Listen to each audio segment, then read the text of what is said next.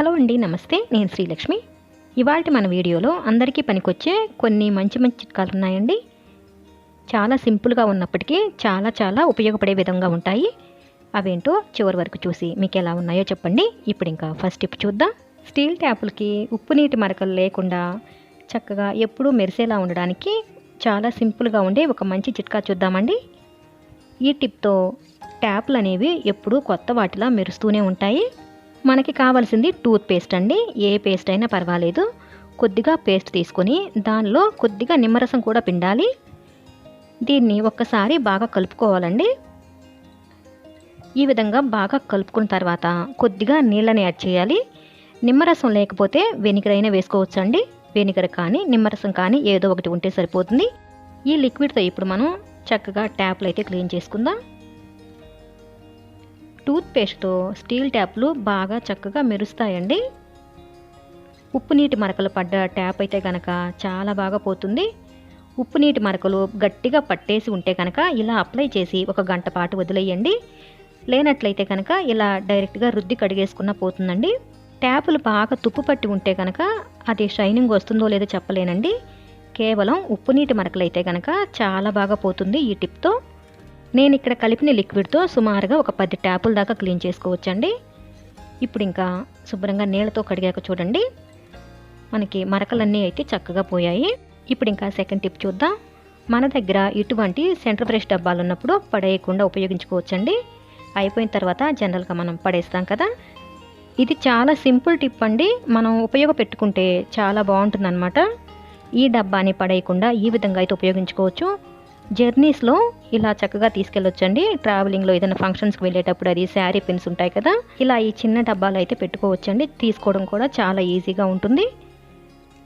Pins చాలా చిన్నగా ఉంటాయి కాబట్టి బ్యాగ్లో అక్కడ ఇక్కడ వేసినా కూడా మనం వెతుక్కోవాల్సి ఉంటుంది కదా. అలాగే టూత్ పిక్స్ కూడా పెట్టుకోవచ్చండి. జర్నీస్లో ఇలా టూత్ పిక్స్ పెట్టుకోవడానికి కూడా ఈ డబ్బా అయితే చాలా బాగుంటుంది. అంతేకాకుండా మిషన్ దగ్గర సూదులు ఉంటాయి కదండి, చేతి పని సూదులు అవి ఉంటాయి కదా, వాటిని కూడా చక్కగా ఈ డబ్బాలో పెట్టుకోవచ్చు. ఇప్పుడు ఇంకా థర్డ్ టిప్ చూద్దాం. మనం టీలోకి అల్లం దంచడానికి కానీ లేదంటే కొద్దిగా మసాలాలు అయితే దంచుకోవడానికి కానీ ఇటువంటి చిన్న రోళ్ళను అయితే ఉపయోగిస్తాం కదా. ఇవి సౌండ్ రాకుండా ఉండడానికి ఈ విధంగా ప్రతిసారి ఒక క్లాత్ని అయితే పెట్టుకుంటాము. అంటే ఫ్లోరింగ్ పాడవకుండా ఇంకా సౌండ్ కూడా రాకుండా ఉంటుందని ఇలాంటి క్లాత్ని అయితే కాస్త మందంగా పెట్టి ఉపయోగిస్తాం కదా. ప్రతిసారి అలా క్లాత్ని పెట్టే పని లేకుండా ఇటువంటి ఫోమ్ షీట్లు వస్తాయి కదండి, మనం కొత్త బట్టలు కొన్నప్పుడు ఇలాంటి షీట్స్ వస్తాయి కదా, దాన్ని అయితే ఈ విధంగా చక్కగా ఉపయోగించుకోవచ్చు. షీట్ పల్చగా ఉందని నేను ఈ విధంగా 2 ముక్కలు తీసుకుని కలిపి పిన్ను కొట్టాను. ఇప్పుడు ఇంకా దీనికి అడుగు వైపున డబుల్ సైడెడ్ టేప్ని అయితే అతికిస్తున్నానండి. డబుల్ సైడెడ్ టేప్ని అతికించిన తర్వాత దీనిపైన ఈ విధంగా షీట్ని అతికిస్తే మనకి పర్మనెంట్గా ఉండిపోతుందండి. మనం ప్రతిసారి కూడా ఒక క్లాత్ కోసం వెతుక్కోవాల్సిన పని ఉండదు. ఇక అసలు సౌండ్ రాదు, మనకి ఫ్లోరింగ్ కూడా పాడవదు. చాలా సింపుల్ ఐడియా కదండి, చాలా బాగుంటుంది. తప్పకుండా ట్రై చేయండి. నచ్చితే తప్పకుండా వీడియోని లైక్ చేయండి. ఇప్పుడు ఇంకా ఫోర్త్ టిప్ చూద్దాం. మనం ఇక్కడ సోప్కి సంబంధించిన ఒక మంచి టిప్ అయితే చూద్దామండి. మనం ఏదైనా వేరే ఊరు వెళ్ళినప్పుడు, అంటే ఏదైనా టూర్ లాగా వెళ్ళినప్పుడు సోప్స్ అవి తీసుకెళ్తాం కదండి. సోపులే కాకుండా బాడీ వాష్లని, ఫేస్ వాష్లని ఉపయోగిస్తుంటారు కదా, అవి వాడము, మేము సోప్స్ మాత్రమే ఉపయోగిస్తాము అనుకున్న వాళ్ళకి ఈ టిప్ అయితే ఉపయోగపడుతుంది.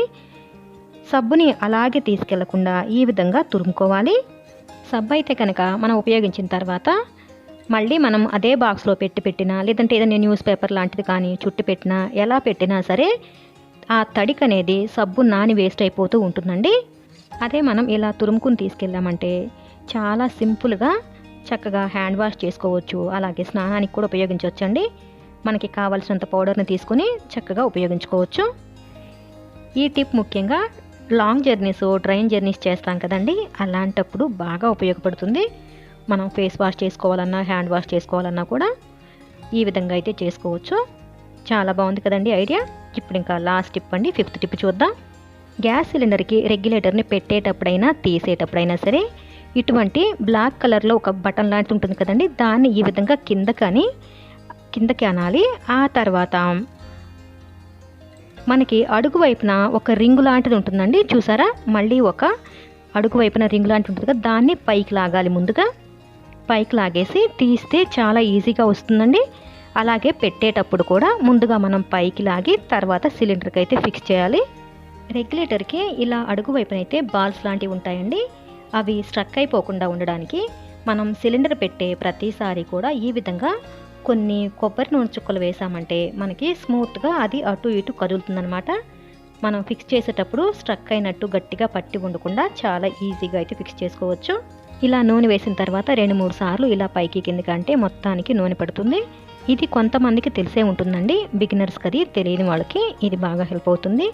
అలాగే సిలిండర్స్ మనం పెట్టుకోవడానికి అంటే స్పేర్ సిలిండర్ ఉంటుంది కదా, దాన్ని ఈ విధంగా ఒక స్టాండ్ అయితే ఉంటుంది. దానిపైన పెట్టుకుంటే కింద రస్ట్ అది పట్టకుండా మనకి ఈజీగా అటు ఇటు మూవ్ చేసుకోవడానికి ఈ స్టాండ్ అయితే బాగుంటుందండి. స్టాండ్ లేనప్పుడైతే ఈ విధంగా చేయొచ్చు. ఒక చోట నుండి ఇంకో చోటికి మనం సిలిండర్ని తీసుకెళ్లాలంటే ఎలాంటి సౌండ్ లేకుండా ఒక్కరమే నిండు సిలిండర్ అయినా ఈజీగా తీసుకెళ్ళొచ్చు. దీనికోసం మనకు కావాల్సింది చాలా సింపుల్ అండి, బియ్యం గోతం.